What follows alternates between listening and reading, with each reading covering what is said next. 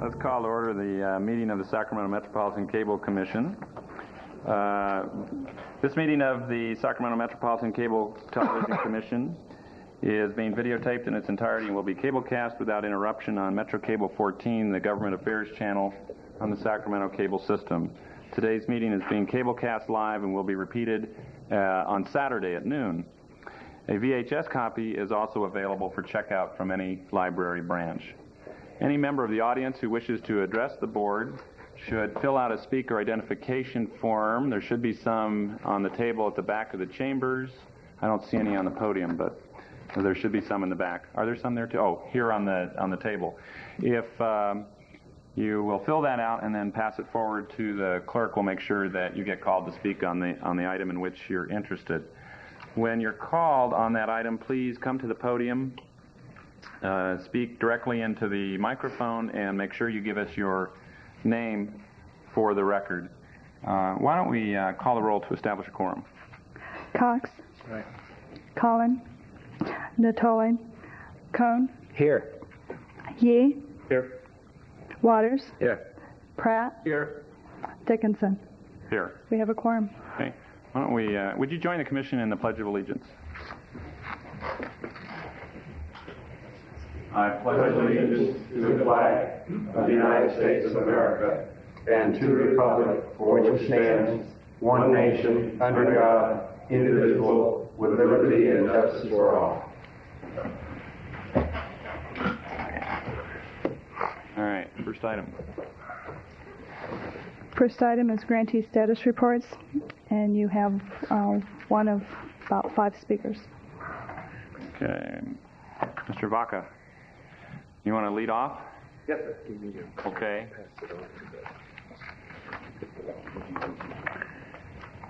If we give you 3 minutes, or do you need a little longer?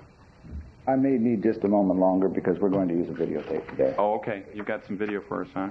All right.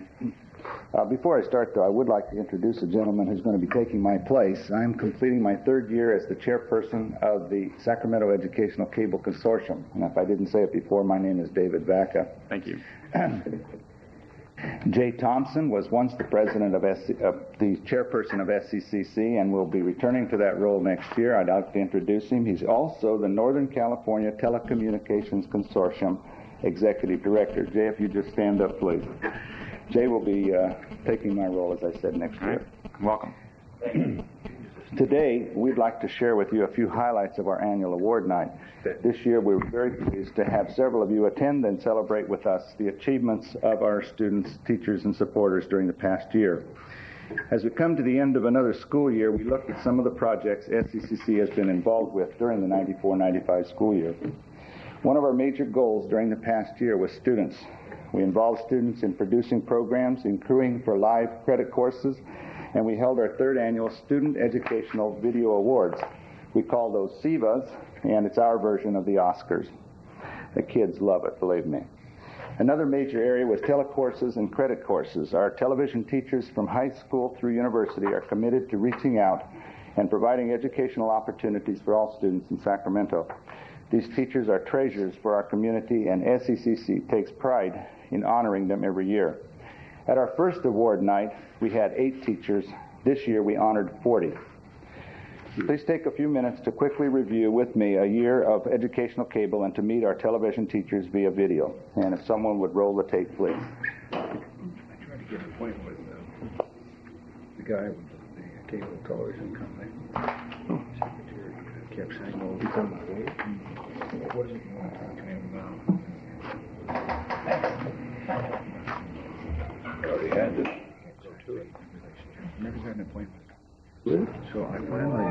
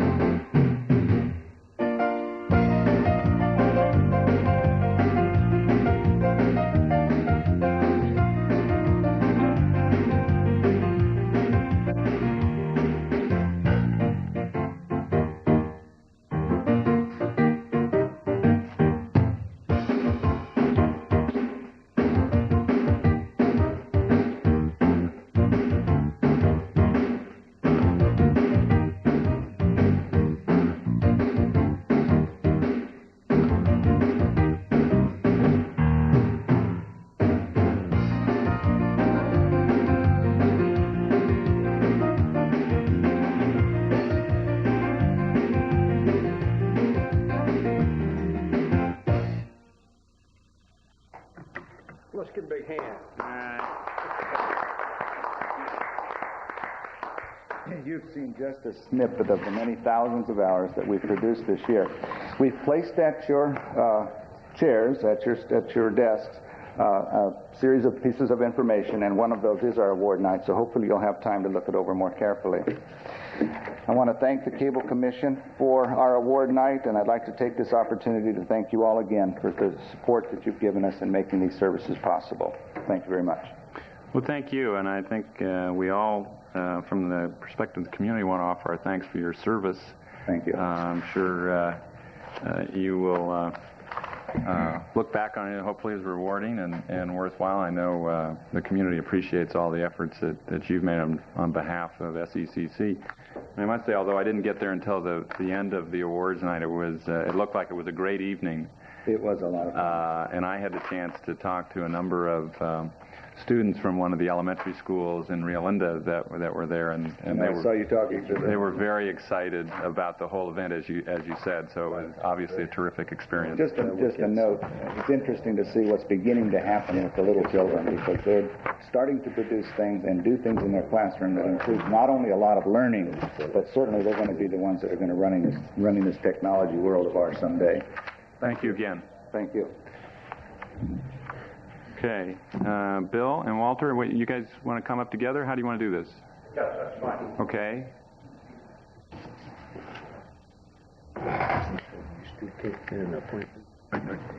And you guys wanted about 12 minutes, huh?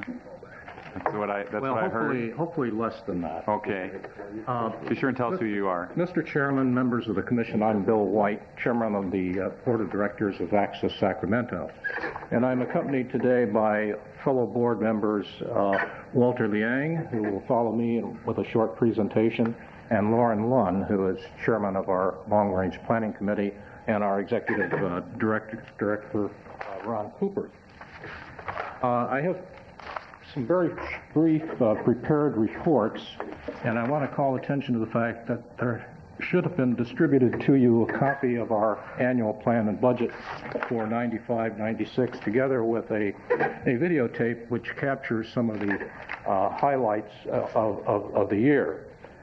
But we know we're a bit early with this. However, we wanted to be sure each of you had the opportunity to review the document and its accompanying videotape. Together with Walter Liang, we will take only a few moments to highlight several important items in the document. The board is quite proud of our organization's accomplishments during the past year and excited about our new directions in the future. Please refer to page 5 in the document. I'm going to talk very briefly about the chart that is there. The graph that you see illustrates a new United States record for original programming seen on channels 17 and 18 during the year 1994. When compared to 14 other cable cities of comparable size, the Community Programmed Index has found that Access Sacramento was the nation's leader in number and hours of community programming. To wit, 86% above the national average in number of first-run programming, and is 62% higher than the national average in hours of original programs.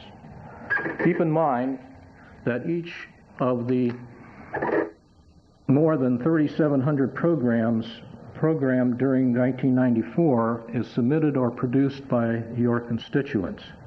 Each of these programmers is not apathetic. They are active, committed residents eager to use television to influence and enlighten half the homes in Sacramento County. Each program shares an important message about unique cultures, languages, religions, and points of view. Each new program encourages awareness, tolerance, and mutual respect. In 1994-95, the board empowered a planning committee, chaired by Lauren Lunn, who is here today, to evaluate our services, establish new goals and objectives, and revisit our mission statement. The results of these efforts are highlighted on pages 9 and 10 Note the new mission statement, which reads as follows: giving voice to the thoughts, dreams, opinions, and community events not otherwise seen or heard on commercial and public radio, television, and other popular forms of media. New projects for the coming year reflect our newly worded mission statement by building upon our past programming successes and, even more important, community programming you won't be seeing anywhere else. On pages 13 and 14, we've highlighted a few for your consideration, and they are as follows. Number 1, Access Town Hall, a bi-monthly 90-minute special focused on areas of critical concern to all Sacramento County residents.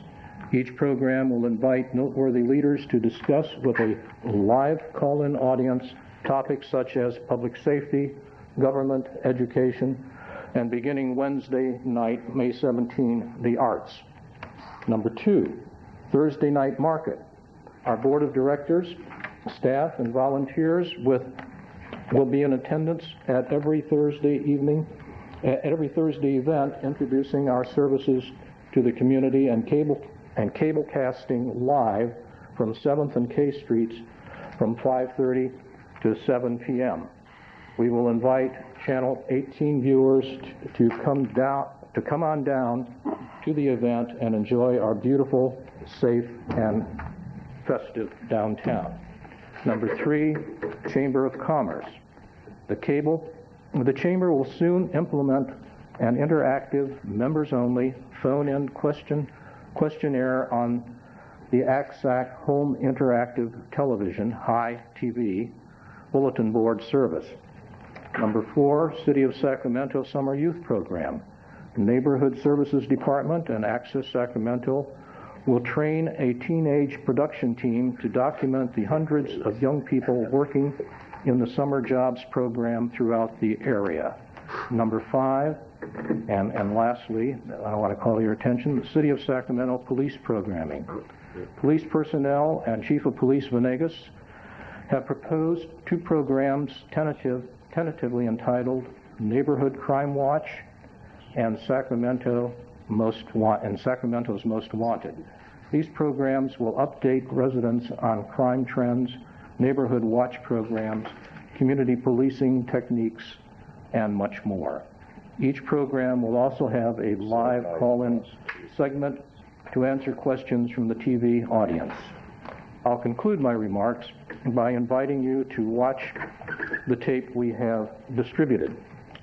Or, if you will, on it you will find 30 minutes of programming highlights from the past year, an excellent 10 minutes summary of the CAP Access Community Computer Network project in our nation's capital, and a live, minute description of our home interactive TV bulletin board, what it is and how to use it.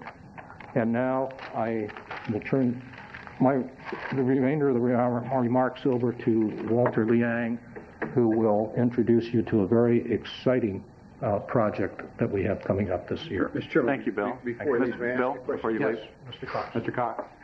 Bill, may I ask you, I have a particular question for you, but I want to just get to it a little bit differently.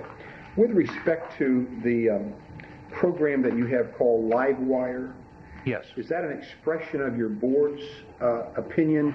Is that the Mr. Cooper's creation, or is that an expression of your board? Livewire has been ongoing for some time. I'm not all that familiar with what it has been in the distant past, but I think the board has monitored that the past year or so, and it more directly answer your question. I do not think that it reflects any particular philosophy of the board or the staff, but rather reflects a wide variety of opinions and programs and other things throughout the community. Is it the position of the board that Livewire would present both sides of the issue, of a particular issue? Well, I think without doubt that's standard board policy. I just want to call to your attention, and I appreciate my colleague, Mr. Dickinson's position about the needle exchange. And I watched the program, didn't call in, however, but I do insist that Access, in fact, produce the other side to that. And there's a very significant issue here, and there's a divergence of opinion as to whether or not there ought to be needle exchange. And on April the 26th, there was a program on Access promoting needle exchange, if you will. And I just want you to know how strongly I feel that you must, in fact, show the other side of that issue. I certainly agree with you, and I think that reflects basic policy of our board, and I would ask the two board members who are present to comment further. All right, thank you, sir. Thank you. Thank you, Mr. Wright. I only feel compelled to note, Mr. Cox, that if you watch the program, you know that the arguments of both sides were in fact are articulated. Well, and I appreciate that, Mr. Dickinson, but I also recognize that you and I are on different sides of that issue, and yeah. so I appreciate your position, and you were a very good panelist. I would not, I praise you for that. Your position is wrong, but I praise you for your performance. Well, I think probably the only mistake I was made was giving your side of it too much time. Walter, before it degenerates any further, why don't you go ahead? Thank you, Mr. Chairman. My name is Walter Liang, Access Sacramento board member and the newly appointed chair of the Blue Ribbon Development Committee. Gentlemen, would you please turn to addendum page 27? Access Sacramento has invited the following leaders in our community to help the organization address the many critical technological, funding, and legislative issues that we anticipate in the years ahead. We expect this expert group to advise our board and, if appropriate, provide valuable counsel to you, the Cable Commission, as we endeavor to build upon past successes and answer new challenges. It is imperative that we provide the specialized leadership necessary to evaluate and implement new media technologies and communication networks. It is also critical that such planning and training be made available not only based upon your constituents' abilities to pay, but upon the diversity of their ideas and depth of their commitment. I look forward to working with these following individuals in the community: Sue Buskey, Dr. Al Brown, Jim Hastings, Dennis McKenna, and Dr. David Meany. Sue Buskey is president of the Buskey Group. Ms. Buskey has been involved in public education and government access management and consultations for more than 20 years. Through her efforts at the local, state, and congressional levels of government, the committee will be kept informed of important legislations and how other U.S. access operations are coping with the similar challenges. Dr. Al Brown is a professor of criminal justice at California State University, Sacramento.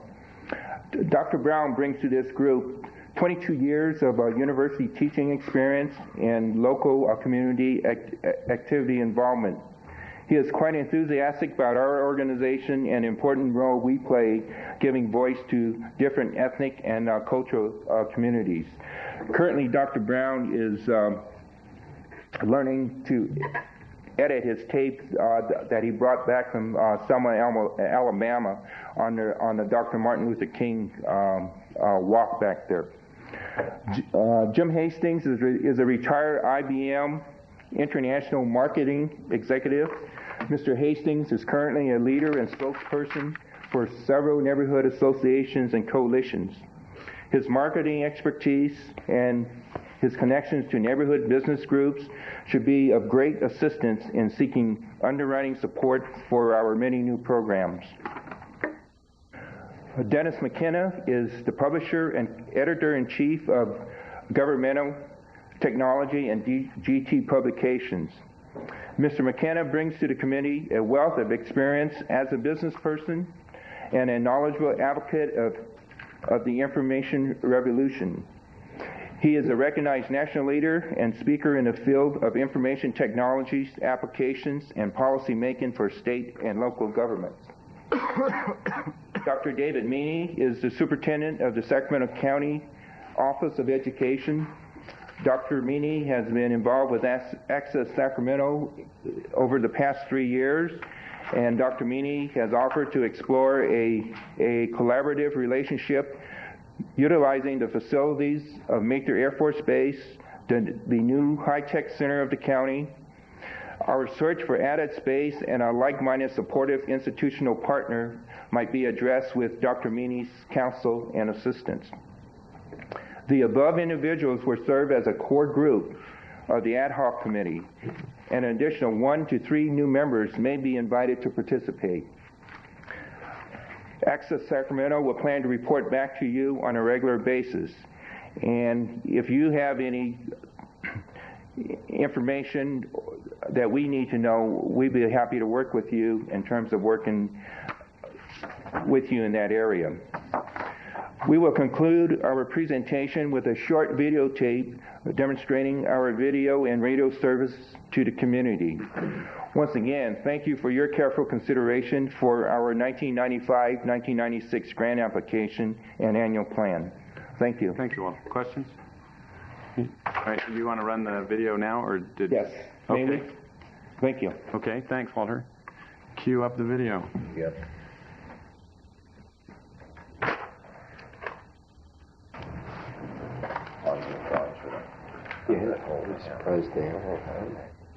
The Internet today connects an estimated 20 million computer users in over 1... In a world where the new information superhighway and the speed of telecommunications brings the world so close, Access Sacramento mirrors the community by placing the tools of communication in the hands of people. I have learned from Access Sacramento to visually and mentally think about the spaces that I'm working with.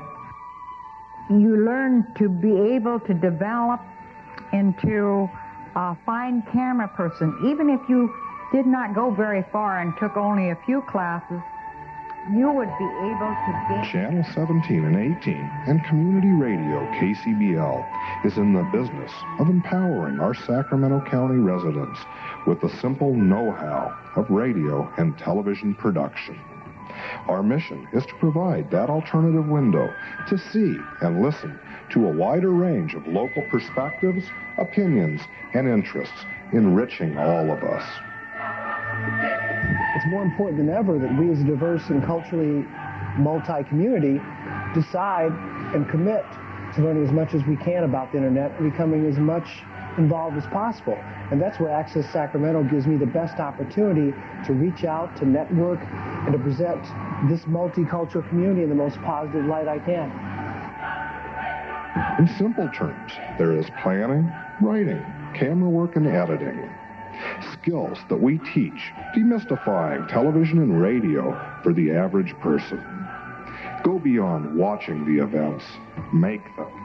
At Access Sacramento, you're part of the event, contributing with your talent, your opinions, and your cultural values. We are a reflection of a community that cares.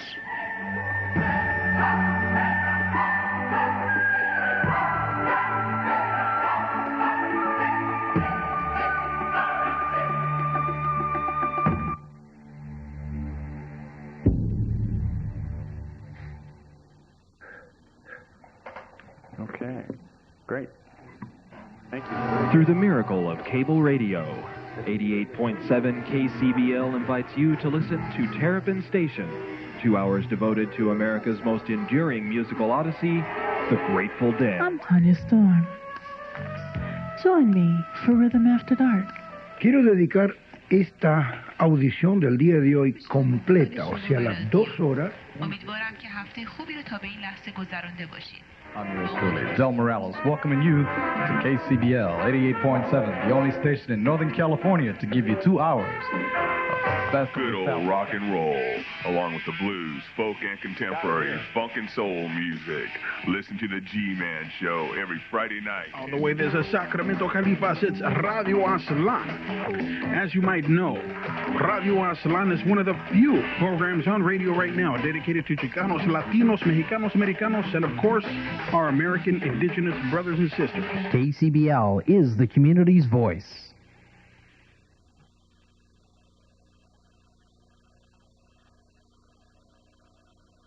Could have seen the video here at the dais, so at least you can take some comfort in that, Ron. Latinos, Mexicanos, Americanos, and of course, our American indigenous brothers and sisters. KC. That's it? Randy. Yeah. More to come? No, that's... Okay. Did you want to add anything, Bill, Walter? Is that Ron? Thank you for... I'd like to all that time. Supervisor Cox's question. Give us your name. I'm Ron Cooper, Executive Director of Access Sacramento. The purpose of Livewire is over the 8 years that we've been providing services in Sacramento County is that in offering our services, training, and equipment to volunteers based on what their interest levels are and what content they wish to provide, there are certain key areas that sometimes just aren't covered. And so 4 years ago, the concept of Livewire as an ongoing half-hour Wednesday night call-in program was created so Access Sacramento might have an opportunity to make sure that topics of the day were there on the channel somewhere. And the idea of the call-in is just exactly as you demonstrated, Supervisor Cox, that indeed there are comments and positions taken, and we invite the community to come forth. And just as you have indicated this evening, as a forum for exchange of points of view, certainly Livewire is an invitation extended to those who disagree, as well as the channels themselves. So in expressing an interest to help us define an alternative guest to a different point of view on the Needle Exchange program, that's very much welcomed. And be happy to give you some names, you bet. Good. Thanks a lot. Any other questions? Anything else for Ron? Thank you. Thanks. One name, isn't it? Okay. Is there anyone else who wishes to address the commission on this topic? I don't think we've got any other grantees here, do we? Okay. Thank you all for the great presentations and the videos. Love those videos. Okay. Item 2. 2, franchisee, licensee, general status presentations. Okay. We're gonna. Do you want to introduce this or just go straight to our? We can go straight to the item, Mr. Chairman. Okay. Wayne, do you want to start? Do you have an order to this?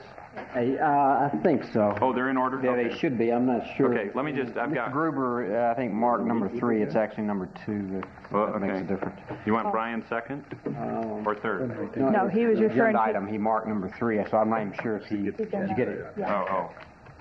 I got him on 2 here. Okay, very good. You want to talk on 2? Okay. All right, I've got Kevin, Ruth, Dave, and Brian in that order. Is that... Okay. All right. My name is Wayne Vowell, General Manager, Sacramento Cable. What I'd like to do just briefly is update you on a couple of items that have happened since we have been back here. And the 2 are the pending sale, or rumors of the pending sale of the cable system, and the engagement of Merrill Lynch to do an evaluation, and the most recent downsizing of our cable operation. So the pending sale, which is in fact not correct, it's not a pending sale. Scripps, our parent company, their core competency is publishing. They have 4 divisions, broadcast, cable, entertainment, and publishing. As you all are aware, the cable industry in itself is going through a bit of a transition right now for a lot of different reasons. And the parent has engaged Merrill Lynch to do an evaluation of that particular asset. I think it's a very legitimate request and a situation they need to have more insight on, what they can in fact do with their cable assets. To my knowledge, there has been no offers on anybody's table about what this company may do with its cable holdings. And I think that it will probably be third or fourth quarter of '95 before any decision is made, if any decision will be made at all. So that's what I know about the Merrill Lynch and the evaluation of the cable division. Secondly, we have just restructured a little bit. 7% of our workforce was displaced. It was a necessary event.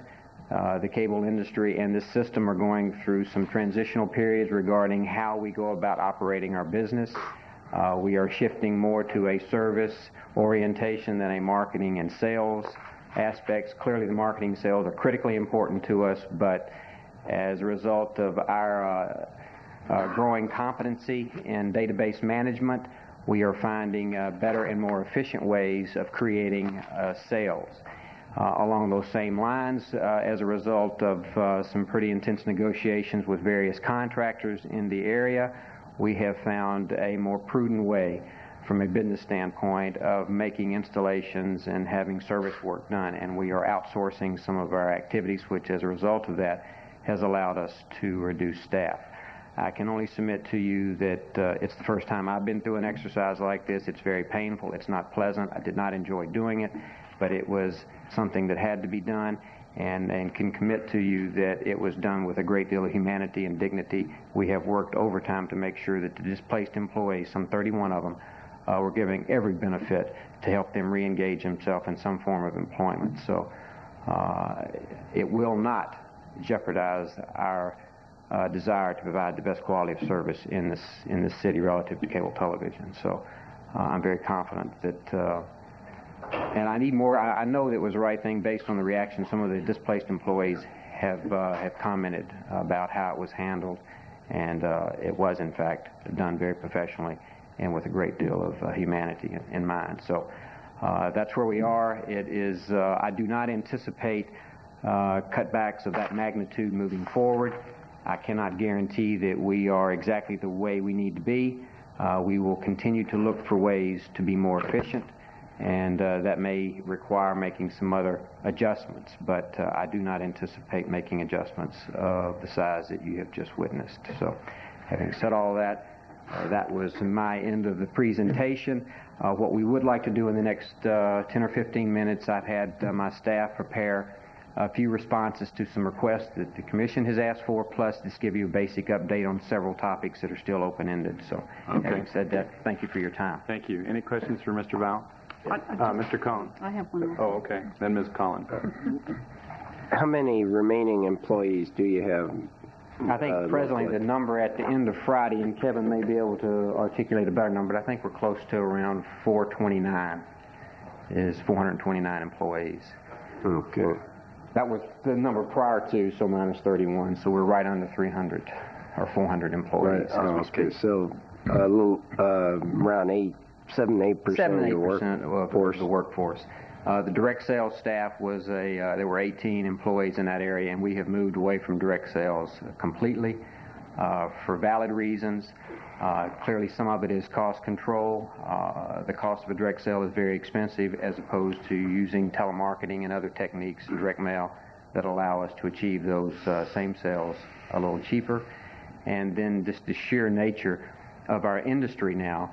Early on, consumers needed a sort of hands-on walk me through the essence of cable television. It's 10 years old. Every consumer basically has had exposure to it, and the requirements for a very definitive explanation of the product line can be handled in print and via the telephone. So we move forward. Have these layoffs then had no effect on the service in terms of when people call in with complaints or requests for service? Absolutely not. We have not. It's only the second or third day in operation since the layoffs, but there was never a situation that we were going to tolerate where service would suffer. And the displacement of these employees has not, in fact, ruptured our ability or our need to service in a very expedient fashion. We are committed to service, have committed to Rich that we are going to be there soon in terms of answering every phone call in 30 seconds, not 90% in a 15-day window. Every phone call that comes into that building will eventually be answered in 30 seconds. We're not there yet. It's a balancing act, and Ruth will be able to articulate some of the concerns we're going through. But when you look for efficiencies, you look for ways of eliminating unnecessary phone calls. All of this has some ultimate impact on staffing patterns. And we're trying to balance these things so that we're accommodating all the objectives. But to answer the question specifically, no service will be compromised at all. Thank you. Ms. Collins. Mine was just the simple query that I get is, do you have the capacity to add the History Channel? Or are you planning to add it? I'm sorry, ma'am. Do you have the capacity, or are you planning to add the History Channel? We will have the capacity. We do not have the capacity as we speak, and that is clearly one of the new channels, and Brian will have a chance to articulate a position on that as well. But that is that request is getting in the building on a number of different avenues. I would assume. So, yeah. So it's going to be exciting. We're very excited about the new channel offerings that will be made available at the end of the year. We will be adding about 12 to 15 new channels, or we'll have the capacity to add that many channels. And that clearly is one of the new services that we will be exploring. Okay. And you have some sort of a time frame for that? Dave McVickers will lay out for you briefly the time frames. We're early in the game. We have just issued contracts. We are in the process. We're probably a month away from actually messing with the distribution plant. Please allow me to share with you that these summer months and through the end of the year are going to be trying times for us, because we're going to be disrupting customer services in the evening and in the daylight hours. So, and we hope to be able to provide you with a very detailed plan of how we execute this and mitigate any unnecessary disruption. So, any other questions, Mr. Yee? Yeah, Mr. Powell. Did I hear you said you're going to add 15 more channels to the capacity? Well, we're going to have the capacity or the bandwidth for at least 12 to 15 new channels. Can you tell me at which level are you going to include these new channels? We're in the process of making those determinations right now, based on the adjustments in re-regulation and what the needs are and how we can best serve the consumer in the marketplace with this new bandwidth. Brian is... That's his project, and he is on it with a great deal of intensity, and should be able to share some guidance in the coming months. But as we speak, we do not have any definitive plans yet on any particular channel or arrangement. Can you keep my office informed as to where channel 26 is going? Absolutely. We have some very we have some exciting information along those lines as well today that Brian will share with us. Thank you. Is there another, Mr. Bell, did I infer correctly that you're assisting the employees with outplacement services? Absolutely. And do you know how many have found other positions at this point? As a matter of fact, we're very pleased with some of the results of some of the activity, and I think Kevin and Brian both, since that's in their areas, can share with you. But I do know some contractors have picked up several of our installers. Some subcontracting direct sales firms have engaged some of our direct sales people. There are 4 or 5 of the existing employees that have reapplied for opening positions in the business office, and we're very hopeful that they will meet the criteria to excel in those positions as well. So it's good stuff.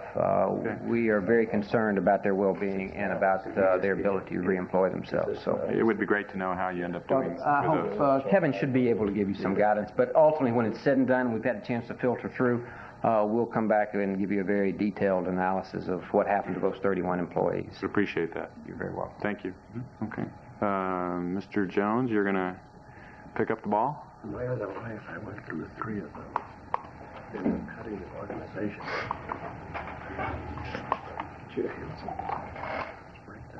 Oh, it's the worst thing in my life. Yes, Kevin Jones, Director of Finance. Sorry about that, Dave. From Sacramento Cable. Currently overseeing the Human Resources side. A little reorganization on the spot, huh? Yeah. 31 employees. We've done, to follow up on your question as far as the outplacement service, each of the 31 displaced employees were given the opportunity to attend a workshop put on by Job Journal, Inc. here in Sacramento. I know that the installation group participated yesterday. The sales group are participating next week in that particular workshop. In addition to that, we've done a few things like establish a job hotline, so when we get phone calls in, whether it's Starstream in Rockland or TCI Davis or one of the satellite companies inquiring as to the availability of our personnel, we put names and phone numbers on a recording and make that readily available to each of these employees. We're doing everything in our power to smooth the transition for them. In fact, as Wayne indicated, very happy to report that Friday afternoon, 2 of the installation employees were working with the contractor that very same day. Another one was picked up on Monday. So there are a number of the employees who are already working, and others have some very good leads that have been established for them. So again, we're keeping in very close contact with them and helping them to the best of our abilities. Maybe you can make a note, since it's been a very short time, but next month to let us know how you're doing. Be happy to. Okay. Okay. My purpose today is to follow up on a commitment that was made a few meetings ago to provide an annual update on our affirmative action and equal opportunity situation at Sacramento Cable. I have provided to you a package. Not quite sure how to work this little overhead.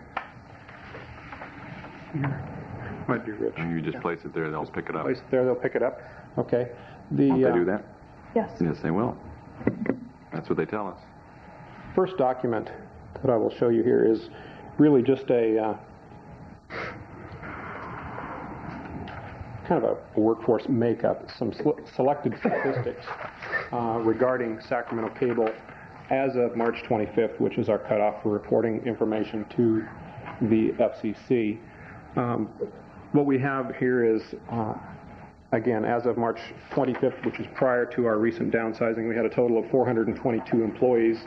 The makeup of the employee base was 66% male, 34% female, and 35% minorities. And I've identified for you there the breakdown in the minority areas. We had 64 black, 60 Hispanic, 21 Asian, and 4 Native Americans. So we had a fairly good cross-section of employees as of March 25th. I've also provided you with a recap of the hires that Sacramento Cable has been involved in over the last year. We've had a total of 94 hires. 36% of those were female employees who joined the organization. 44% or 41 of the 94 were minorities. I've also provided that breakdown for you. Big percentage.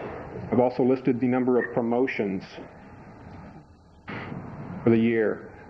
We've had 141 promotions at Sacramento Cable in this past year. 75% of those promotions going to male employees, 35% to minorities, again with the breakdown. Basically just trying to show you some of the activity that we've been involved in over the course of the last year and the diverse makeup of our employee base.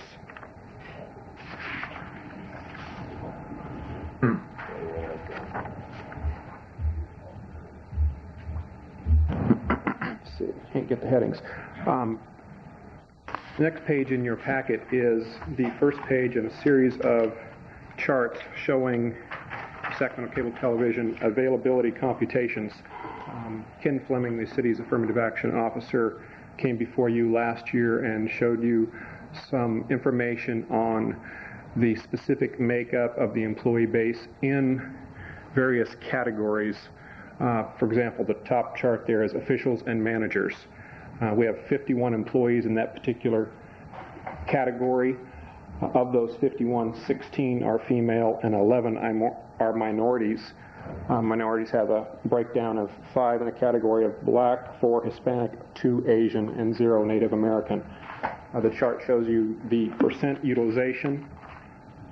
16 of 51 is 31.4% utilization of female. 45.1% is the plan availability, which shows that we're slightly behind the number that we would like to see in that particular area. However, in the areas of minority, black, Hispanic, Asian, and Native American, we are in very good shape. I've put a line at the bottom of the chart, underutilized, with a little no for no, we're not underutilized, or a Y indicating yes, there is some underutilization. This past year, we were underutilized in the area representing the Asian group. This year, we're happy to report that we have improved our situation, and we no longer would show that we're underutilized in that particular category. In the professional area, it's a very small group. There are only 2 employees. Last year, there was adequate utilization in that category, and that adequate utilization continues this year. Next category is in the area of technical employees. A total of 80 employees in the technical ranks. We have 6 in the female category. A year ago, we only had 3, so we have been successful in recruiting and promoting a few of the female employees into an otherwise non-traditional area of the workforce. 22 total in minorities with the associated breakdown. In that particular area, all of the groups are adequately represented both last year and this year. In the sales category, we have a total of 32 employees. Last year, each of the groups was adequately represented except for the Asian category. This year, we lost one of our Hispanic employees and were unsuccessful in replacing that individual. And therefore, we are underrepresented in those 2 categories at this present time, but feel relatively confident that that will be corrected over the course of this year. In sales, then you're way underrepresented on women, correct? Yes, we are. That is, again, I think we've spoken to that previously. It's very difficult to find female employees who are comfortable knocking on individual residences or apartment doors late in the evening. It's a difficult job. We have been successful in hiring a few individuals, but unfortunately they don't stick with it that long, and we normally end up transitioning them into an inside sales position, either in telemarketing or the business office. So this is, under this one, when you say sales, you're outside sales. These are not telemarketing. Correct. This is outside sales. That's the group that was just disbanded? That is correct. It's a combination of outside sales and advertising sales. So the numbers will change significantly with the reduction of 18 direct sales employees. How did the layoffs affect? Does it impact the affirmative action chart you're now showing dramatically, or not at all, or where would you put that? Of the 31, did I hear you say 31 were laid off? There was a total of 31. There were 18 in the area of direct sales and 13 in the installation area. Withstanding the areas they were assigned to, how does that, for your company, how does the layoff affect this chart that you've been showing us? This particular sales chart will... No, the entire... Oh, in total? Entire, yes. The employees who were displaced fairly well represented a cross-section of races. So you're saying so you haven't had any major changes in percentages then with the layoff? I haven't worked through all of the numbers. I did look at the sales one specifically in those areas where we're underrepresented today. We should not be the next time we present these numbers. I haven't had a chance to work through all of them. A couple of other categories here very quickly. The office and clerical, and that is the inside sales group as well as many of the accounting folks. All the area of Asians was underrepresented last year. However, we've had a significant improvement in that area, and this year we're happy to announce that all of the specific areas indicate adequate utilization. In the area of operatives, that is the area which deals with installation personnel. Last year, all of the groups were properly represented. This year, we have lost a few employees, both in the Hispanic and the Asian categories, and we're currently underrepresented. But again, we feel confident with our increased efforts and focus on affirmative action this year that we will overcome those particular deficiencies. And operative, again, was what? That's primarily people that are out and doing the cable installations. Different from the technicians? Correct. There's a different skill level. But again, you would say the major underrepresentation of female is again because non-traditional? Yes. That is exactly correct, and I'll address that in just a minute. That is primarily the case. One of SETA's people has been asked to go back as a teacher trainer in non-traditional, because they have been extremely successful in placing women into non-traditional jobs, and that certainly, as I've suggested before, is something that you ought to look at. They provide extremely good job training in that area. We'd be happy to pursue that. We've also just recently partnered up with Sacramento State University on a program they call Project Success, which also allows employers to team up with incoming freshmen to work with them over the course of their college career, allowing them to work vacations and holidays, gaining the experience and having a job that they can come to. We're looking at that as a vehicle to allow us to attract and retain females and minorities, primarily focusing right now on the females in the non-traditional areas, which would be the outside cable installers, service technicians. So that is something that we're very excited about. The last two charts, the top one is laborers. We only have 3 employees, so therefore there is really not a problem in that particular area. Of the 3, 2 are minorities, so we are adequately represented in each of those categories. The summary is somewhat a recap of the very first page I showed you, showing approximately 422 total employees. As far as utilizations are concerned, we are slightly underutilized in the female area. However, in the minorities areas, we are very well represented in total throughout the organization. These numbers are using, if I didn't say before, the Sacramento Metropolitan Statistical Area Civilian Workforce figures for the 1990 census. So numbers will in fact be the same for last year as well as this year. All the groups are adequately represented in total. And this kind of gives you a feel for what we've done this past year. But more importantly, and as I started to address, is what we're doing today and what we will be doing over the coming year to continue our focus on bringing to Sacramento Cable a diverse workforce. We have expanded our recruitment efforts significantly. This year, for example, we've attended 3 job fairs already. We have plans to attend 2 or 3 more this year. Job fairs have included the Urban League's Diversity Job Fair, one entitled Careers Now with the Hispanic Hotline, and the Black Careers Now Diversity Job Fair, as well as a recent one put on by the California Job Journal dealing with youth and diversity. We have, in fact, been fortunate in hiring several employees as a result of our participation in those particular fairs.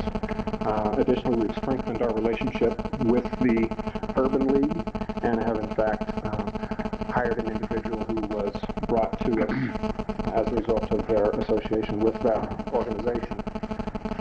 And we continue to be visible in the community as far as advertisements and local minority publications. So we continue our expanded outreach efforts in 95. In the area of diversity, we've done a number of things. I believe we reported to you last year that all managers and supervisors had participated in a diversity training workshop. This year, all of the non-exempt personnel are also participating in a diversity training session. About 25% of them have, in fact, participated thus far, and we anticipate the balance that will be exposed to this training between now and December of this year. And we have established a diversity task force. Ruth Blank, who will speak to you in a moment, is one of 2 people heading up that particular group, and it's made up of employees from throughout the organization, all of the departments, and a good balance of people. They are charged with the responsibility of examining our hiring practices and our promotional practices to ensure that we do, in fact, hire and or promote the best person, and that we're being sensitive to creating and maintaining a diverse workforce. A lot of the emphasis has been on ways to attract women into the non-traditional areas of work, installation, service, and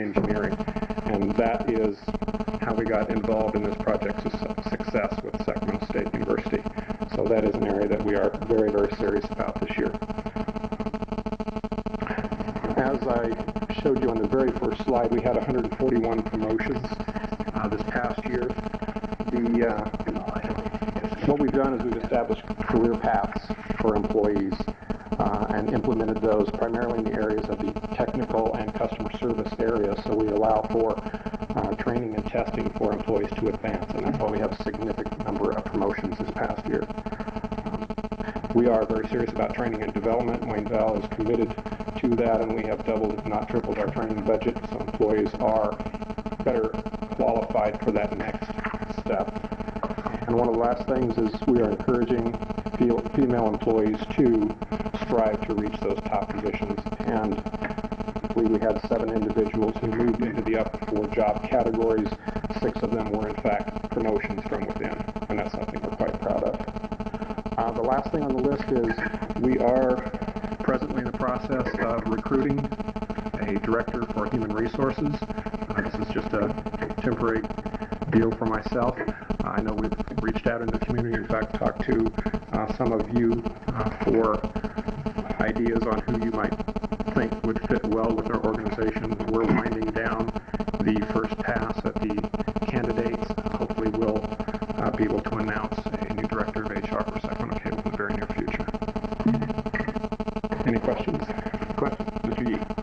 This chart that you have presented us, was that in conjunction with Ken Fleming with the City of Sacramento Affirmative Action Office? Yes, it was. Because it looks very similar, and I can understand how it's done. But the question I have on percentage of utilization, plan availability, what's that variance that will allow you to be within utilization? The FCC requires us to be within 50% of the total plan availability. They deem that to be an acceptable standard. Our standard is 80% of that. That allows for a little bit of slippage. It is often beyond our control. If we lose a couple of employees on the last several weeks of a reporting period, we're not able to replace them. And sometimes it does take time to do the recruiting and attract the right type of individual. So we use an 80% factor. What does the city use? I'm not quite sure. All right. Thank you. That's my interest there. Thank you. Good question. Okay. Other questions? And I take it you've shared these with Ken. I have not shared them with him yet. I'm more than happy to do that. Okay. I think that'd be a good idea since he's been helping us with this too. No problem. All right. Thank you. Other questions? Okay. Ruth, are you up next?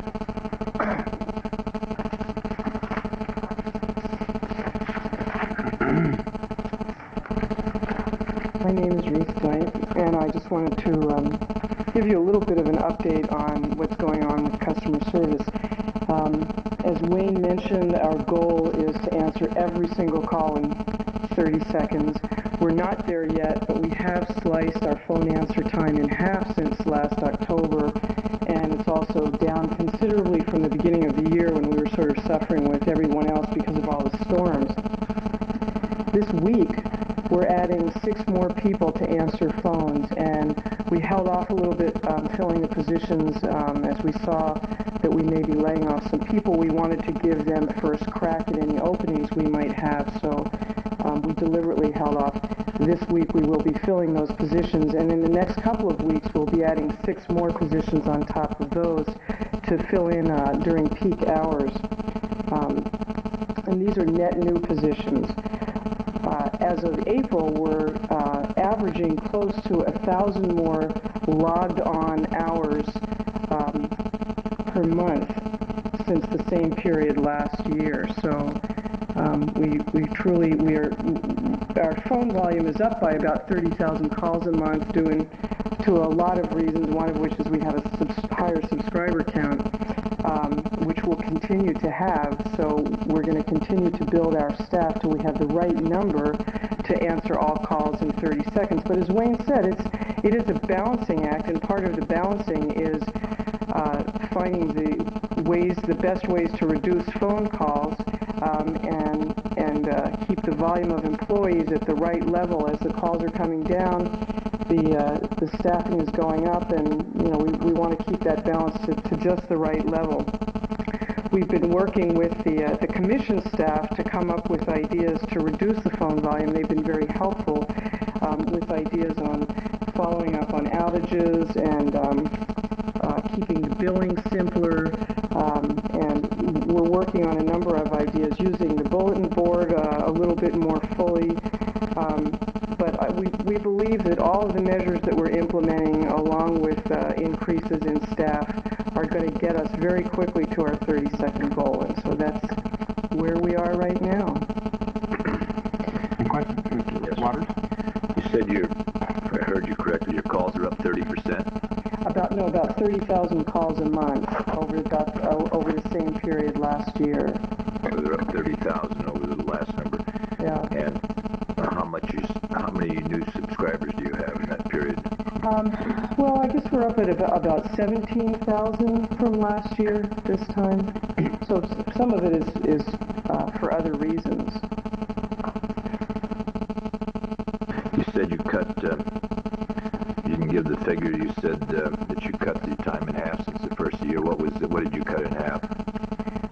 Well, I think in October we were up at in the 70s or 80s. No, I'm sorry, I didn't make myself clear. Oh, seconds? Okay, yeah, go ahead. 70 or 80 seconds, and now we're between 40 and 50 as of the last reporting. Thank you. I guess I just want to give you a compliment. I'll take it. I had made an appointment for some service, and the person called the night before, actually, to make sure I was going to be available, and turned out my schedule had changed. I didn't even realize that they'd actually made the appointment, so it was a good thing they called. Oh, that's great. Well, good. So that was great to have that kind of follow-up. I certainly appreciate it. I don't know if you're capable of doing that in each service occasion, but that was very helpful. Well, we do try to. We schedule appointments in 4-hour windows. We're actually trying to reduce that down to a narrower window, and the best way to accomplish that is to make sure people are going to be home. So we do try to contact everybody first. Right. On that subject, what percentage of the people drop the ball on their end when you do have people show up in that 4-hour window? Well, just a ballpark of. Because they're not home. Okay, thank you. Ruth, would you just repeat that? Make sure we've got it on the record. 10% of the service calls or other calls fall out because of people not being home. Okay, thanks. Mr. Cox. I have a question. Perhaps you can answer, maybe not. Can you tell us how many of your subscribers are going from a full range of services down to a basic cable package, the lowest number of channels available? You mean on a monthly basis? Are you losing subscribers? I guess my question is, what impact is the smaller satellite dish having on cable television? Because they obviously have to have the basic package to get channel 14, so you would not expect them to drop below that. But the question. The most requested station, of course. Most requested. But the question comes about how many subscribers are taking the basic cable and then adding the smaller dish, which is being advertised as being more efficient, more effective, clear, greater number of channels for a lesser amount of monthly subscription fee. No, I don't think we've really seen any impact from that yet. I think because the initial cost is so high, and really the monthly fee is pretty comparable at this point. So. But there's a great difference in number of channels that are available. Yes, and we're certainly gearing ourselves for that competition, but we really haven't seen an impact from it yet. So I'd have to say that every month, some subscribers downgrade to that basic service, some subscribers upgrade from that service, and I don't think we've seen any impact. Is there a greater number of downgrades than upgrades? Probably not, would you say? Rich, I wonder if you could perhaps next time give us some information. That has a rather dramatic impact. Mr. Cox, the penetration of the small satellite dishes is just barely at 1% nationwide. There's still production problems in making the dishes available. I understand that RCA and Sony will be increasing their capacity by 50% towards the end of this year. I think we're probably still a year away from seeing a significant deployment throughout the country. But the most recent numbers were 1%. Has a major impact on the funding of Sacramento of the Cable Commission, and in the final analysis to the grantees, I would think, unless this board figures out some way to try to regulate the satellite stations.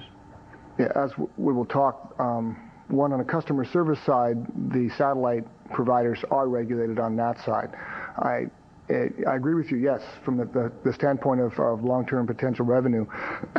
It does have some potential, but I would offer that some of the issues we're seeing in legislation really come higher on the list as possibilities of reducing franchise revenue. I understand that part, but I also recognize that you have to attack this from both ends. Right. Any other questions, comments? Thank you, Ruth. Dave McVicker.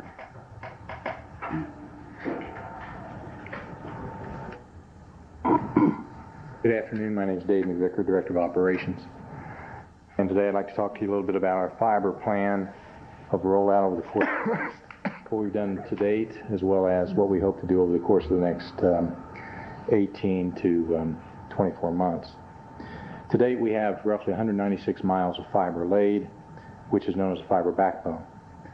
And we've just recently and will be completing over the course of the next 30 days a hub interconnect with fiber, which unfortunately, due to the storms and with the failure of equipment in the last few days, has resulted in loss of our microwave signal, which I'm sure that did not go unnoticed by the Commission.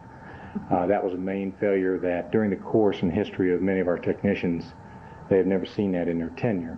And it was the main oscillator that unfortunately holds the microwave channels in place with a pilot, and its failure unfortunately allows the channels to stray, which resulted in that failure. We were quick to go to a manual, which in turn brought our microwave signal back in. But with the fiber interconnect with the hub, at the tune of approximately $250,000, that will be foregone and history behind us in the course of the next 30 days. What does our plan exist for the next 2 years? We hope over the course of the next 12 months to lay another 130 miles of fiber, and we will begin by hub to upgrade our technology, as Wayne mentioned earlier, from the 450 technology to 750 megahertz technology. And with that, we'll be one step away from a redundancy or telephony. How do we do that? We do that quite simply, and that is working predominantly around the clock in many of the respective hubs areas that we have, beginning with the downtown area, or Hub 0 as we know it. We hope before year's end to go 129,000 homes passed, which would represent roughly about 65,000 subscribers to date that would be affected. How do we hope to notify those subscribers? Quite easily. First off, unlike what Commissioner Dickinson mentioned, we will begin calling all subscribers 48 hours prior to any type of interruption of service that we will be in the area and will be upgrading their service. That's to acknowledge that we will be working on easement technology or electronics that may be on the peripheral edge of their property. If they are unable to receive that call either through a live telemarketer or correspondence, then in turn we will try automated dialing. And if that too fails, we also have a plan in effect where we'll be door hanging all those subscribers home, giving them the exact time of that interruption for that evening. Our work to be done on the trunking system, which will involve in excess of 3,000 trunk amplifiers between now and the end of this year, will result in working from 12:01 midnight to 6 a.m. with service restored at that time. Our distribution plant, or those line extender location stations, that will need to be changed out correspondently with the trunks that will be upgraded will be done during the daylight hours. And there, once again, notification to our subscribers of how they will be affected, either with phone messaging or with door hanging, once again, will be notified. Relative to our outages, I dare say that we all would recognize and would hope to say that the drought is finally over. But January, February, and March was a difficult time, I think, for any type of service company that provides a service not unlike our own. We saw in excess of 11,000 trees down during the first quarter, and in turn, with that and with the help of staff, we've come out with a very legitimate plan, one in which we think interruptions of service when storms are being foreseen will be averted as far as lengthy times of outages. And how have we done that? Well, first of all, we've upped our outage staff so that all of our line techs will be on call. They take all of their trucks home with their effective gear, and they know they're on around-the-clock 24-hour status.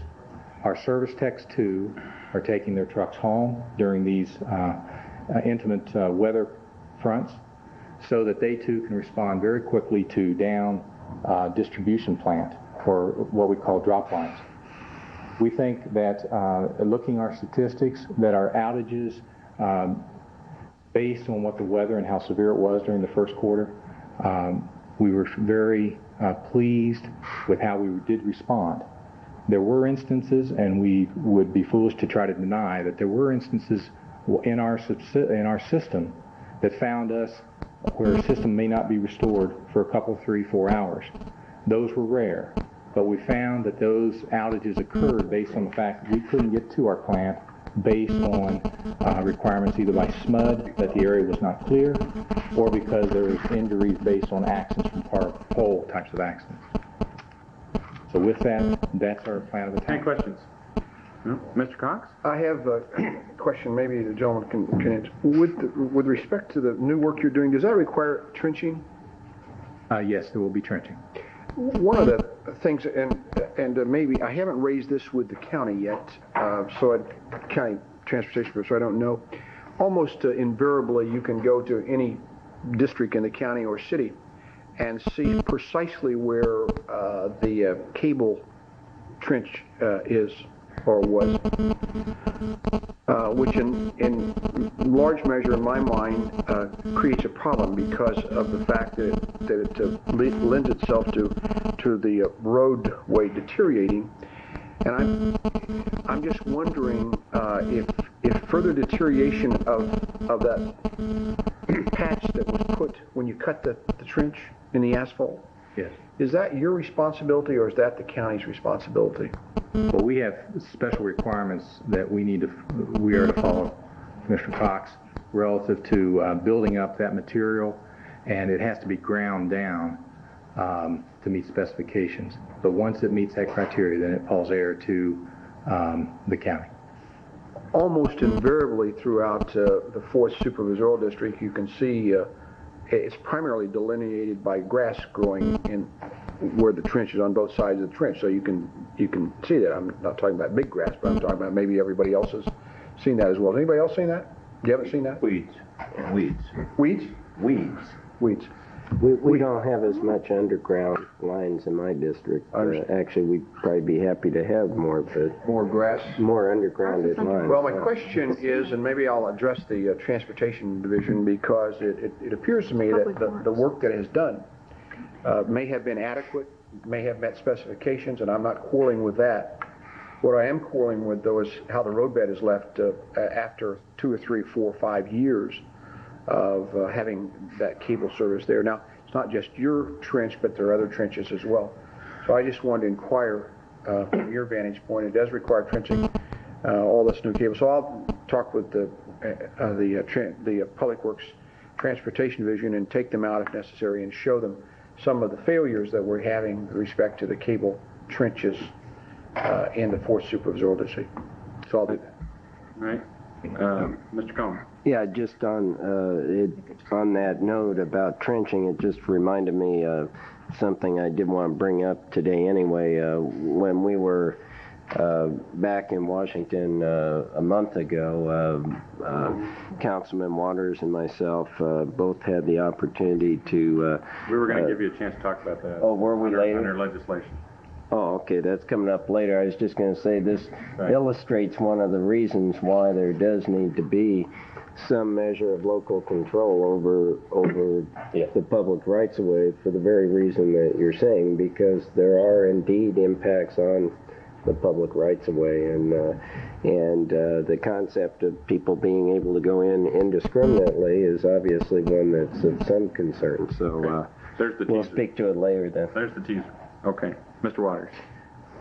What I've seen, Dave, in the pocket area, probably without exception, is after being out there, being in place for 4 or 5 years, is a depression in every one of those, what are they, 8 inches wide, roughly? Yes. And every one of them was not compacted properly or whatever happened, but all of them do have not a dangerous depression, but there is a depression.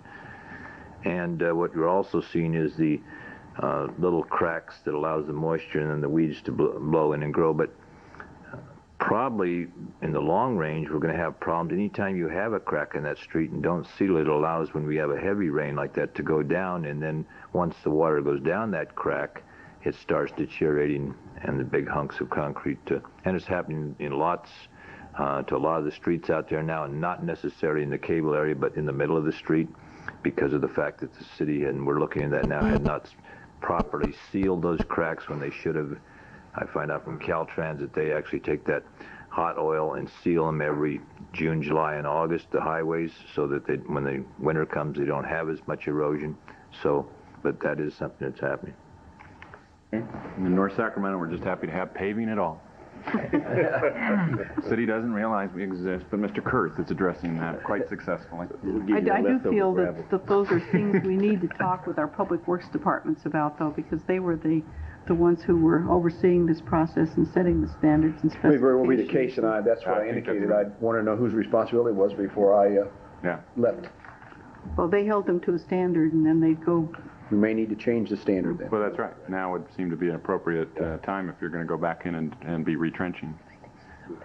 And we know that the week after you finish, SMUD will retrench, right? They're in the same place. Yep. That's what we... And MPG and AC. Thanks. Very good. Thank you. Thanks, Dave. Brian. All right, Brian, we have to go faster.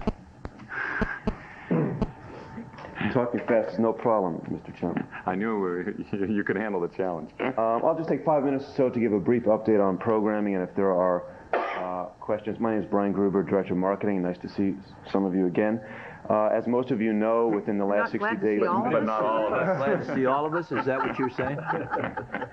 You said you're nice to see some of you. It didn't quite come out the way you meant it. That's what I said. Nice to see some of you again, you said. All of us. Nice to see some of you again. Nice to see all of you again, some of you more recently than others. Precision. But all of you the same amount. I'm sorry for interrupting, Mr. Chairman, because this was supposed to speed right along. No, I think we are better off talking about trenching, Brian. Okay. As you know, we've added a number of new services. We've taken C-SPAN 2, Bravo, Cable's Cultural Network, and Sport Channel Pacific to full-time. From part-time, we've introduced Home and Garden Television, Turner Classic Movies, which has had phenomenal response. And we've cut back on 2 of our pay-per-view channels to add part-time E! Entertainment Television and the Cartoon Channel. Those 2 channels will go full-time as we roll out our upgrade. Dave gave you a lot of the technical specifications, but what it means to go, say, from 450 megahertz to 550, with each 6 megahertz of bandwidth, you get a video channel. So we'll be able to add, as Mr. Val said, 12 to 15 channels. Most of those will probably be video, but we'd also like to introduce services that are non-video, such as computer online services and digital audio services. We are looking at a number of channels, the History Channel and ESPN2 and the Independent Film Channel, and a number of services have come in to present to us their programming plans and their vision for their services, and we will introduce those based on a number of factors, including customer research.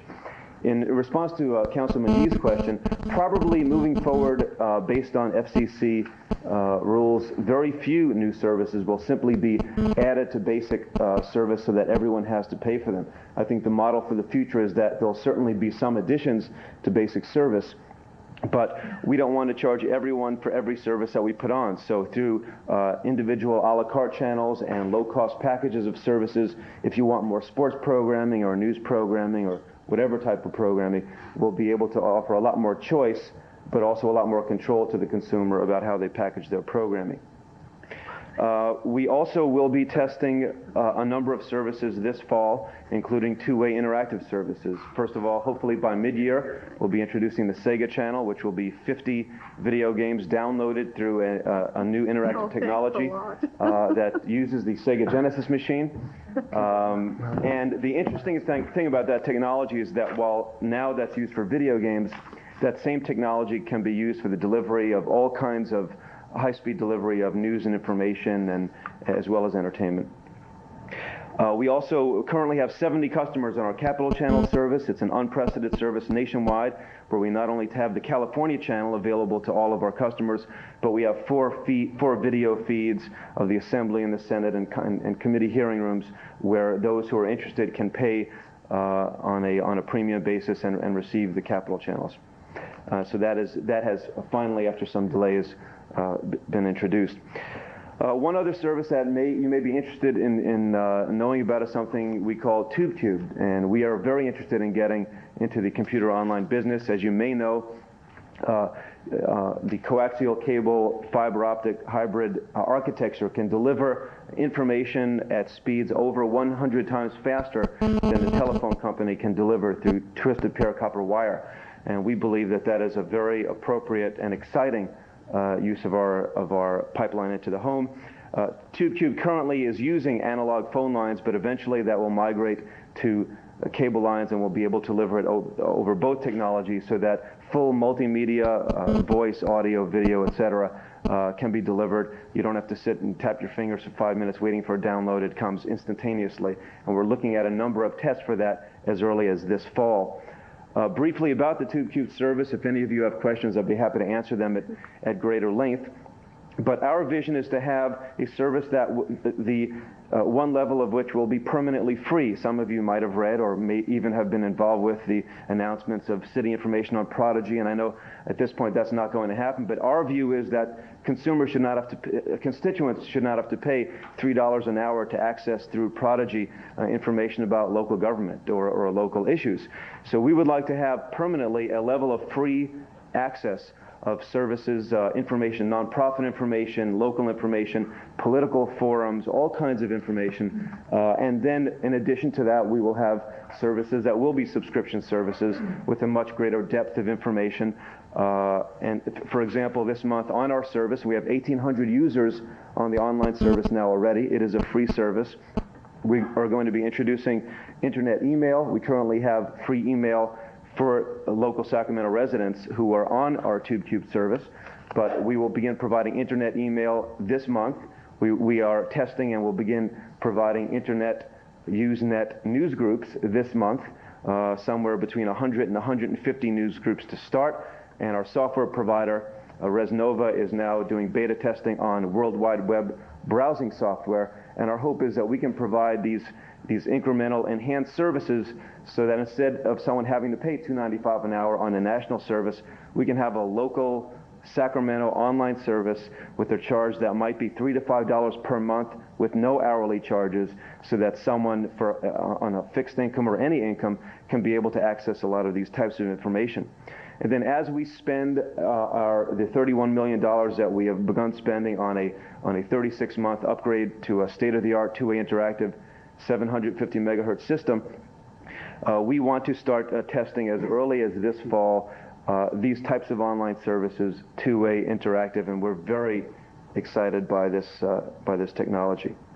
The one other thing that I wanted to briefly talk about was international programming, and then I'd be happy to answer any questions you might have. As Councilman Yee knows, we've been working diligently to fulfill a personal commitment that we have to you and to the community to add the volume as well as the quality of multilingual programming available to our customers.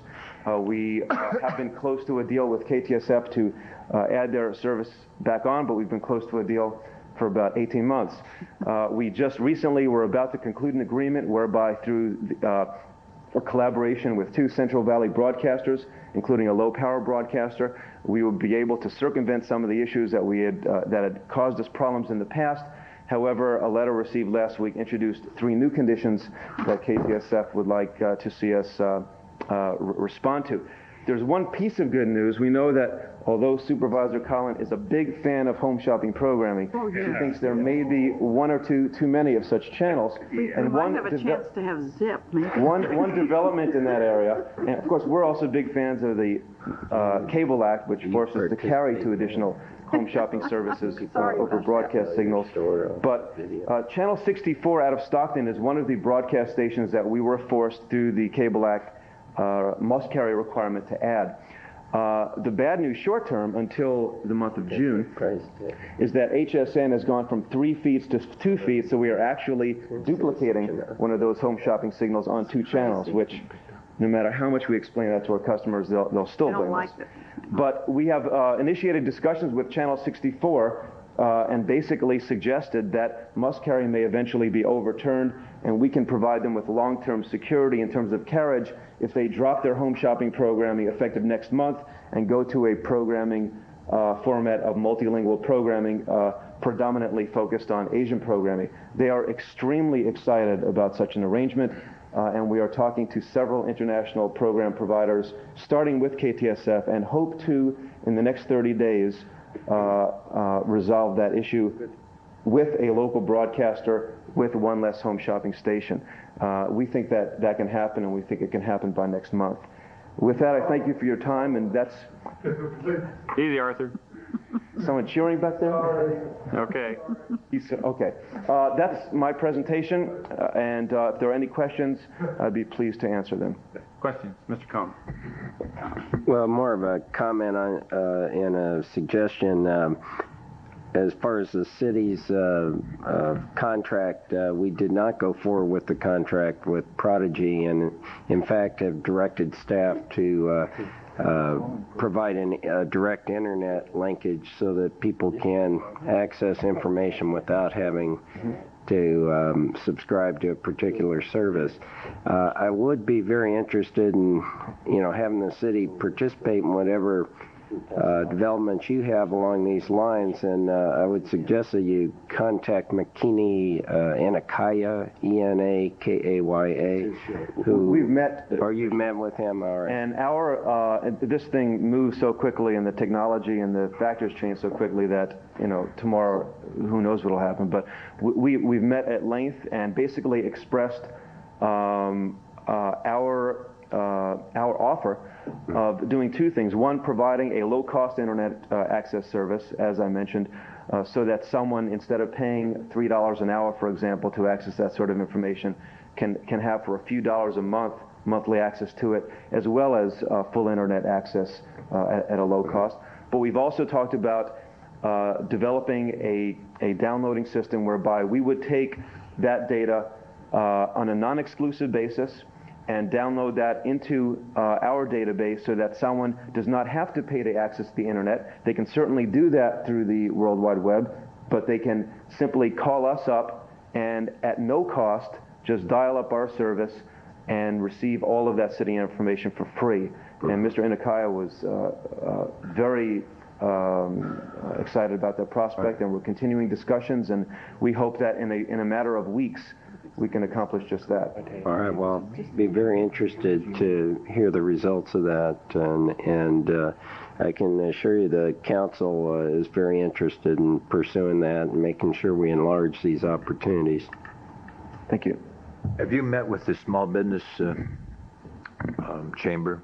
Mr. Espasto bought breakfast for all of us the other day at Lucky's Cafe, and we talked to 2 chamber officials and made them the same offer, that through asking for no fees of any kind, if they want to take their information and put that on our database, we would provide the space for them to do that. And it was a terrific meeting. I think that's Mr. just what they Spasso were for setting exactly that looking up and for helping make that happen. That's exactly what they were looking for, because I've talked to Mr. McGinnis, and that'll be great if they're the first ones of a large number to come aboard.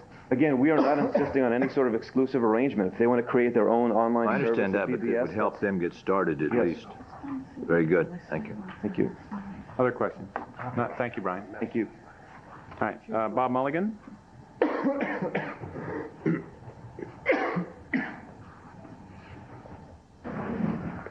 I'm Bob Mulligan, the System Manager with Cable America, and let me start by saying it's good to see all of you again. Sometimes I feel like the seal that takes the spotlight after the High Wire Act, or there's just a lot to come after here. But we're going forward with our plans. We're enjoying our customer base, repeat customer base of 377 customers, and we're going into another additional 13 miles of plant, or the other side of 50. And we expect to have that completed somewhere by midsummer. Okay. That is our current update. Thank you. Questions? Thank you. Thanks very much for the update. Thank you. All right. Item 3. Renewal of Executive Director's employment contract. Okay. I think if I can just interject, Rich, this is something, as the commission members know, was required to be put on the agenda by virtue of the agreement we entered into last year, and we can, if we choose, just fold this into our budget process. So that would be my suggestion. But we do have someone who wishes to address us on this. So if there are questions or comments from commissioners first, let's take those. No. All right. Let's get our comment then. Chris Carrier, come on, Chris. We're going to give you 3 minutes, okay, Chris? Okay, yeah. This will take less than 3 minutes. Okay. I'm here before the Commission today concerning the extension of the contract of your Executive Director, Rich Espasto. I would urge the Commission to exercise your option and to extend his contract. Relations between Sacramento Cable and its ratepayers are currently excellent. Among Sac Cable's praiseworthy accomplishments in recent months has been the return of C-SPAN 2 to 24-hour status, the establishment of the Tube Cubed, and also the establishment of the Sacramento Cable TV Guide. While I'm here, I would like to thank Bob McMillan of Sacramento Cable for help above and beyond the call of duty in keeping the Tube Cubed accessible to persons like myself who were stuck at low baud rates due to ancient equipment. However, we should remember that the good relationship between Sac Cable, this commission, and the community was not always thus. Back in 1993, when Kim Ruckert was the general manager and shoving converter boxes down the subscribers' throats and generally acting as if the commission had no right to regulate his actions, we were, to quote Commissioner Cox, in a firestorm, and to quote Commissioner Collins, swimming with sharks. Now, the present management of Sacramento Cable is really good, but should future management turn out to be as confrontational as they were when Kim Ruckert was manager, we're going to need some good shark repellent, and Mr. Espasto can provide us with just that. Mr. Espasto was one of a very few people with specialized knowledge of the 92 Cable Act and various extremely arcane FCC regulations setting cable rates which require college-level knowledge of mathematics. Cable companies have skilled professionals to interpret the Cable Act and advocate for them in front of regulatory bodies. The community needs such a skilled and highly trained advocate as well, and Mr. Espasto has proven himself during his tenure to be the person the community needs to fill this role. Mr. Espasto proved his value to the Commission and community when he discovered an error in the 1993 SAC cable rate filing with the FCC, that famous error of 1 cent per channel per month, which when multiplied by the 52 channels that we had at that time, plus the number of cable subscribers, 12 months in a year, and 30 years left at that time in Sac Cable's franchise, worked out to about $40 million, a sum of money which represents Mr. Espasto's salary for a period of over 500 years. Given this, it is clearly in the best interest of the ratepayers to extend Mr. Espasto's contract. Thank you, Chris. Okay, other questions? Can we prorate that? Mr. Watts. I don't know if he wants a 500-year contract, but as a new member of the commission, I just have to speak to the little contact I've had with Rich has been excellent. He seems well informed on any subject that has to to deal with the cable, with the superhighway, all these things. And anytime I send over a memo asking for a question, I have an immediate response within a day or two. And I just want to commend you, Rich, and I think you're doing an excellent job. And when it comes time, I, for one, will be voting to renew your contract. Thank you. Mr. Collins?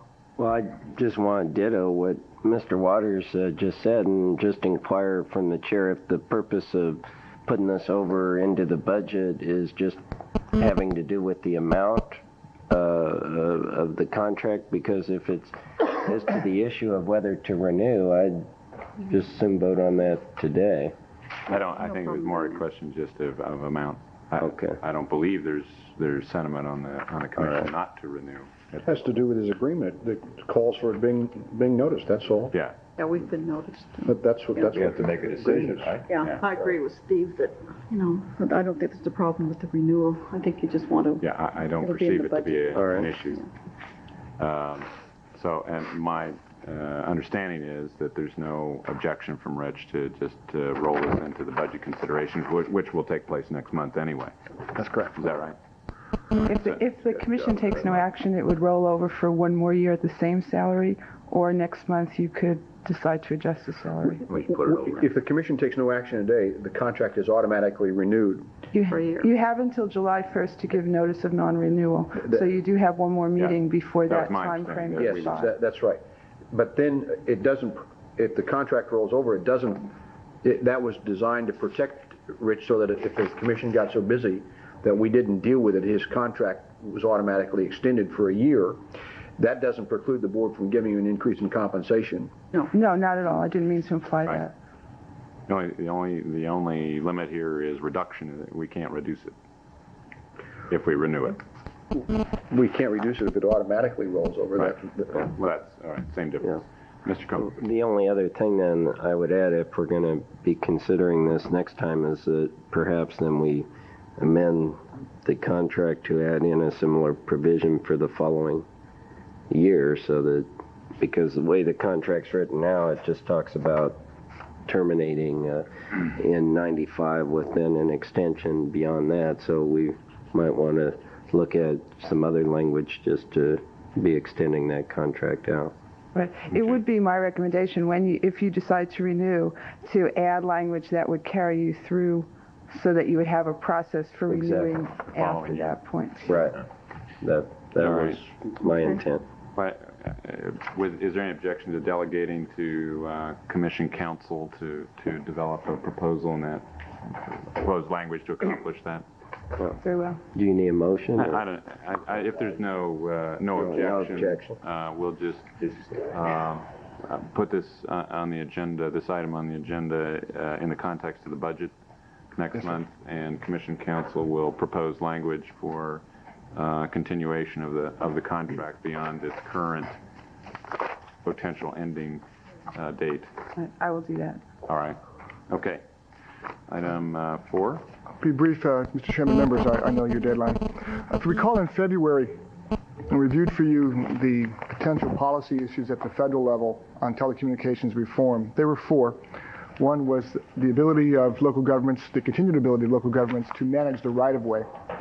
Exactly what Mr. Cox was talking about. Last year's language could have been construed very strongly to have provided for FCC preemption of authority over the right-of-way. The second issue was for local governments to secure compensation of that right-of-way.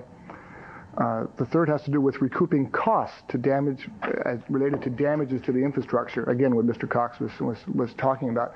As more telecommunications providers dig in the streets, there's more damage to the streets. Recent studies now, there's been a proliferation of them, speak to a 30% reduction in the street's useful life when street cuts exceed 3, and it goes over to 50% when street cuts reach 9. And finally, a policy support for competition. The federal Senate bill S-652 was introduced in March 23rd. We've had some discussion on it. It would go to the floor in the next 10 days or so, as near as I can tell. We're actively working that bill. It has one provision which we like. In fact, if you recall, the words I put on the screen for you and talk through, those exact words remain. There's another section which we object to, having to do with FCC preemption. The your commission, the county this week, the city 2 weeks ago, Folsom and Galt in the last 2 weeks have all taken policy positions the same as yours based on your recommendation and referral, and we're doing the appropriate steps to send letters accordingly to our senators. They have been very cooperative. The House side is more problematic. Maybe Mr. Cohn and Mr. Waters would like to comment. They had an opportunity to speak with one of our California delegation who was on the House Telecommunications Committee Tuesday. 2 House bills were introduced. I've had occasion this morning to download them both and begun an analysis of them. They are problematic. They only go so far with very terse language to allow for management of the right-of-way under very strict conditions, including ones which says that we cannot impede the inter or intra telecommunications capacity of a corporation. And that could be construed to say that coning or signage requirements for construction could generate that blockage and then have our authority preempted at the federal level.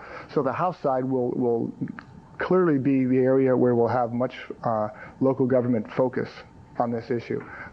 Comment to my bosses here. The feedback I had from your conversation with Congressman Moorhead was very, very good. Not just the ones you provided, but that you were able to move him to a position that he hadn't been at before. And if you care to comment, I'd appreciate it. Yeah, I would like to say a few words, and perhaps Mr. Waters would as well. But I want to thank Rich for having Ava Maldonado of the League of California Cities set up a meeting.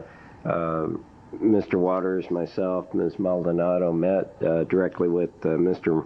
Carlos Moorhead, who's a congressman from Southern California, the outskirts of the Los Angeles area, and one of the ranking majority members on the committee.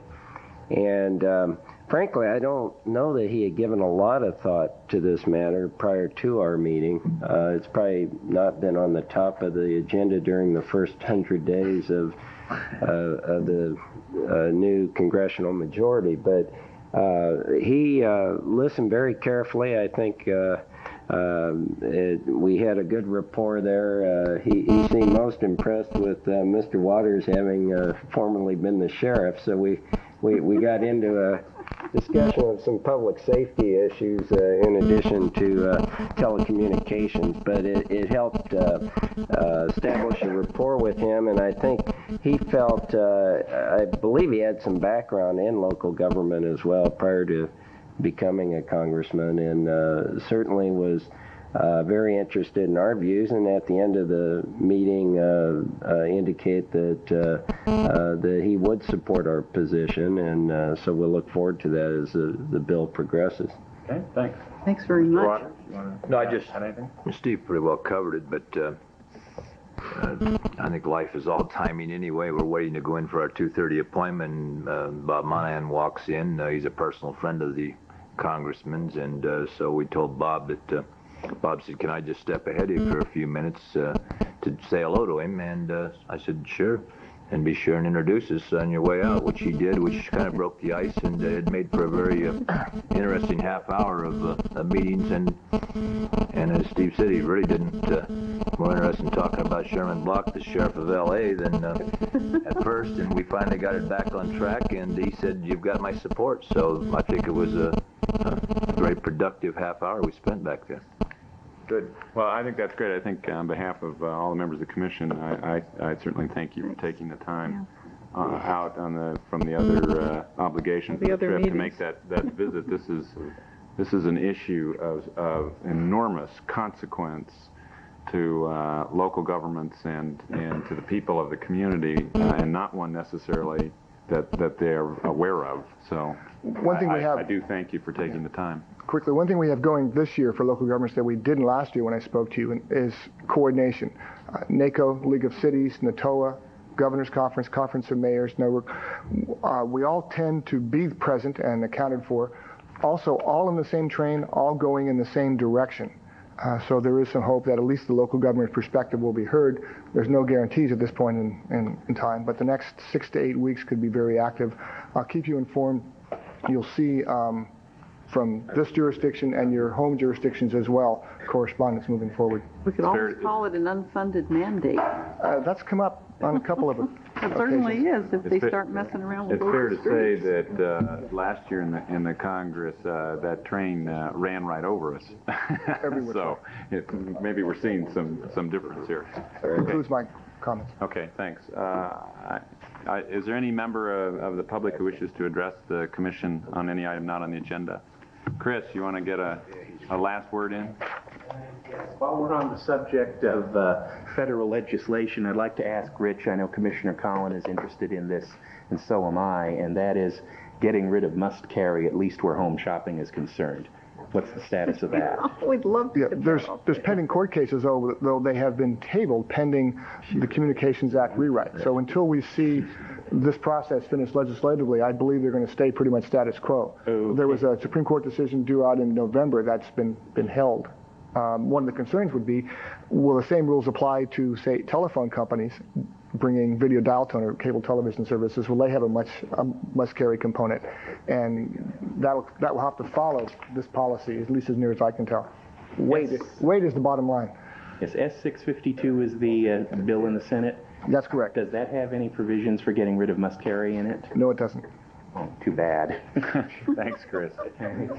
Okay, if there's nothing else, no other business come before the commission, we are adjourned. Now, don't forget.